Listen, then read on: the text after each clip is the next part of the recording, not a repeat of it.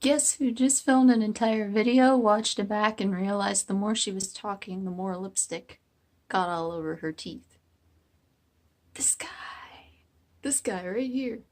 So I'm gonna have to do it all over again and hope that I talk as well as I did before, answer the questions as well as I did before, because today I'm doing the small YouTuber tag. This is helpful for those of you who want to learn a little bit more about me and what I do here on this channel, but I have a very small channel and therefore I don't get the chance to do a Q&A because you guys don't really come over here and ask any questions. There's not enough of you. So this is 7 different questions I have written down here that I found online called the small YouTuber tag, and it is specifically for people who run very small YouTube channels like me. So number 1 is, what inspired you to start making videos?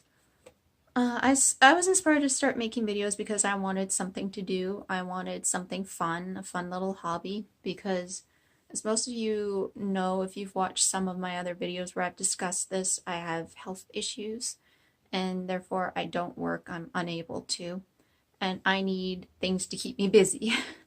And this is a good way to keep me busy because I have an interest in makeup and other interests as well, which I do discuss in non-beauty videos, you know, like television, movies, comic books, video games, what have you.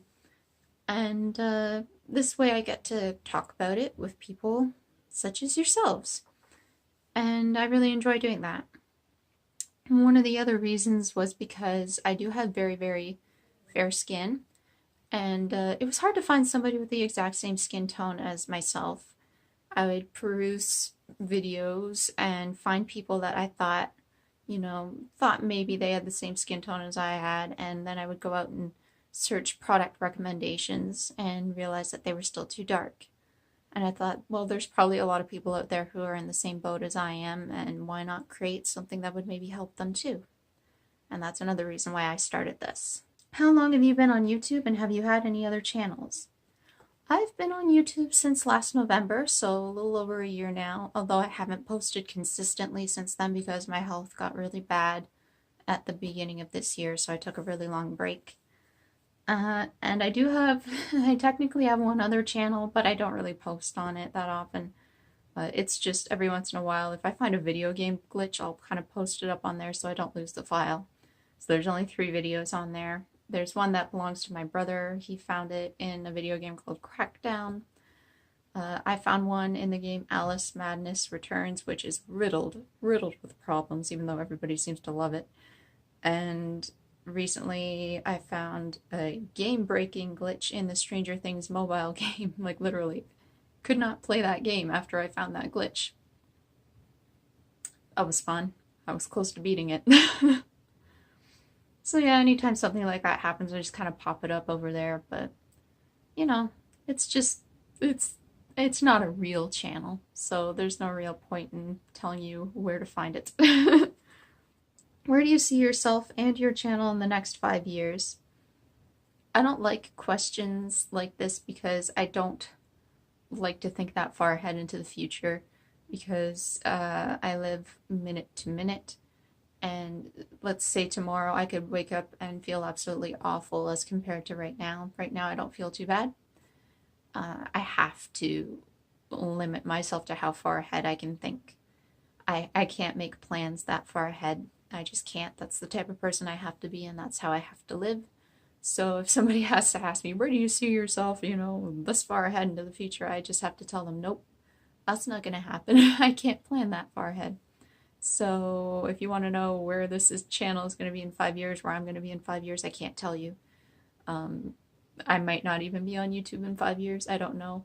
That would put me at around 33. I would be about 33 years old. So I don't know where my life's going to be then. I don't know where this channel is going to be then. Who knows? All I know is that I like this channel where it is right now. I'm very happy with it. And that's all that matters. What message are you trying to get across with your videos? That's a good question, but one that's a little hard to answer because I do make so many different kinds of videos. So I'd like to answer this specifically about my foundation videos, my Is It Light Enough videos. I am doing those because I want to search out products that I think are going to be light enough. I'm not specifically searching out products I think will be too dark, because then what's the point? If I think it's going to be too dark, I'm just not going to test it, because realistically there are a lot of products out there that run dark. They run quite dark, you know, like the porcelains, the ivories, the alabasters. They are quite dark in a lot of product ranges, and there's no point in me looking at that and already knowing it's not going to work, but then testing it for you anyway.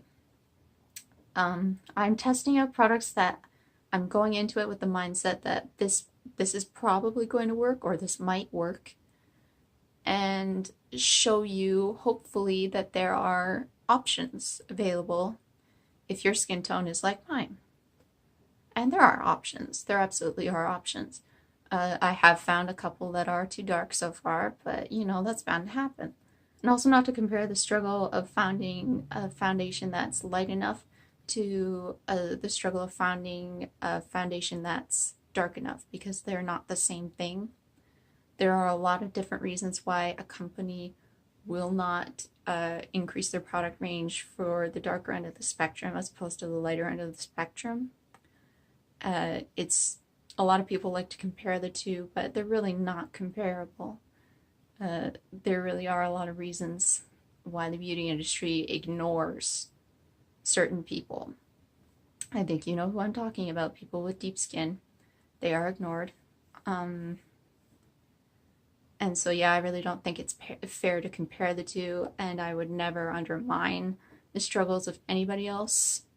And I hope that you won't either if you come to this channel. Please be respectful of others. Do people from school find your channel? I don't go to school. I haven't for quite some time now, but well, I know one person for sure from school that I used to go to school with watches, because she's my best friend. We've known each other for 13 years, I think. 12 or 13 years. Something like that. And yeah, so she watches.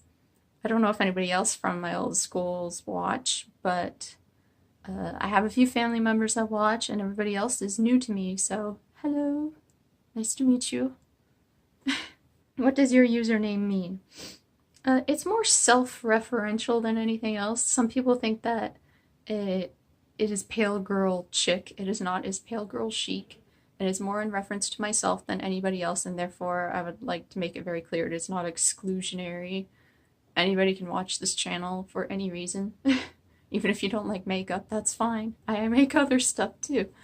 But the reason why I called it palegirlchic is because I'm pale, I am a girl, and I'm trying to be chic.